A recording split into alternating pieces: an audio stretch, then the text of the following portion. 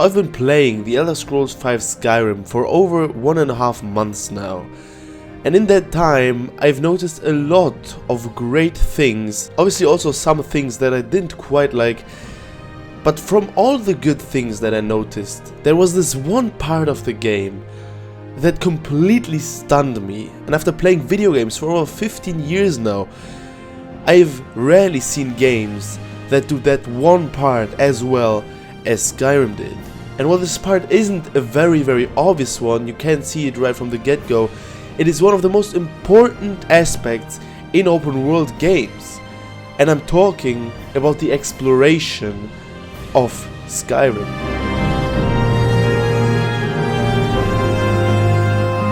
And listen, this is an open world game, so the exploration is obviously a big part of it. However, how Skyrim managed to keep me hooked for now over 80 hours and wanting to explore everything even more is close to a miracle. And I mean, if you think about it, in open world games, the exploration should always be great and fun. I mean, it's one of the most important aspects of such a game.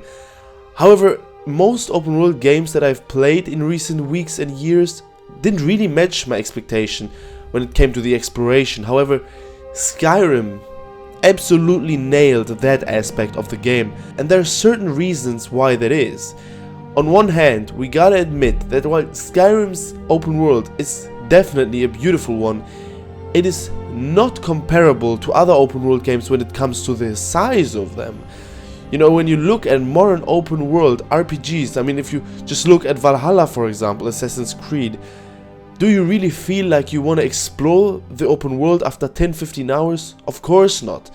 I know I shit on Valhalla a lot, but it's the best example that I can give.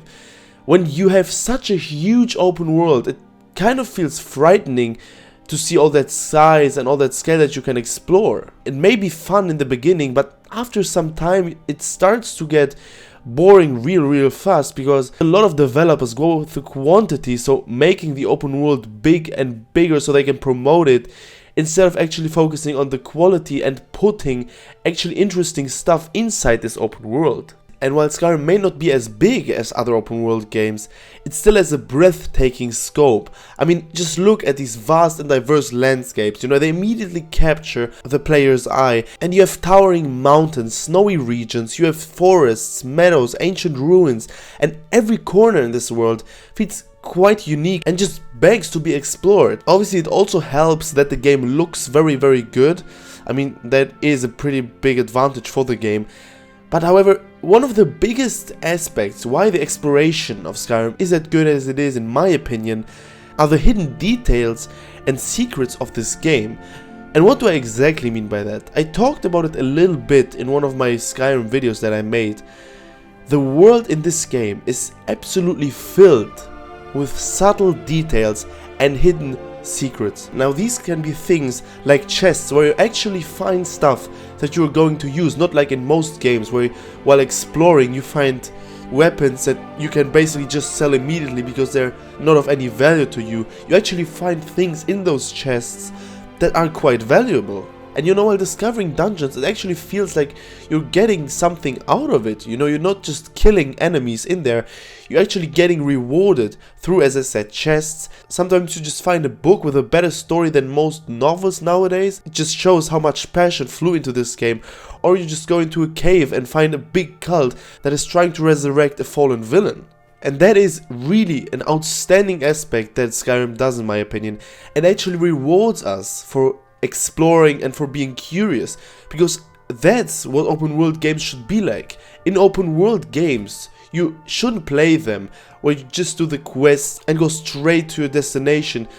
No, they should reward us for being curious and exploring this open world. The freedom and open-ended gameplay of the game also helps that. I mean, in the game you can go anywhere, do anything. You pretty much have that liberating feeling of having complete freedom in how you approach the game. We can choose ourselves whether we're just going to do the main quests, whether we're going to do a warrior, a mage, a thief, everything is open in this game and you can play it completely differently from playthrough to playthrough. And the open world in this game really allows for unexpected and emergent gameplay experience. You know, you have just some random encounters with very interesting figures sometimes, or a hidden quest that can create very memorable moments. And while in my opinion Morrowind and Oblivion did also a good job when it came to that aspect, Skyrim is a completely different level, and you just have the sense of wonder and discovery. You know, you just want to discover this lore.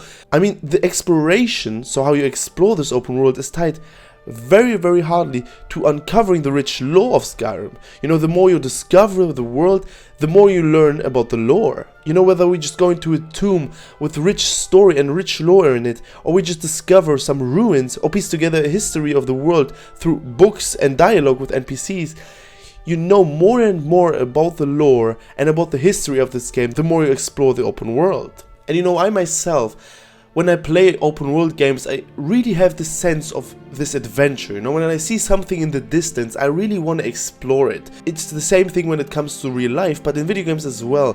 When I see a nice tower in the distance, or a castle, or anything pretty much, I just want to go there and explore it. In some games you stop doing that completely because you just get nothing out of it. In Skyrim, each and every single time that you see some interesting sight or even ruins, you know that the game will reward you for being curious. And I think that that is actually one thing that I'm going to miss a lot when I finish Skyrim and will start playing other games, because I have not seen that on that scale in almost no other game that I have played. And you know, while the game, as I said, is very good and has a lot of great points that I could list in a video, the exploration of Skyrim, I knew that I was going to have to make a separate video on it because it simply is so good.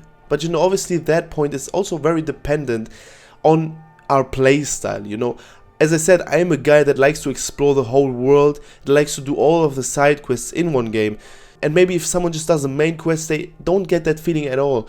So if you're trying, or if you're thinking about playing Skyrim, I really want to emphasize on how much better your experience is going to be when you explore the world like I just talked about. I mean, obviously, to be fair, I'm probably one of the few gamers that is playing Skyrim for the first time. I read all of your comments, don't worry. But I just had to point that aspect out in one separate video. And what are your opinions on that topic? Do you also play the way that I played? And do you also had the same sense of freedom and of discovery that you wanted to see and discover everything there was in this open world? I'm very interested in hearing other players' experiences and if they were similar to mine. And as I said, I think I'm almost coming to an end. I mean, I thought after 25 hours that I was halfway through the game. Well, now at 80 hours I know that was complete bullshit, but I think that now, yeah, the game's slowly starting to come to an end.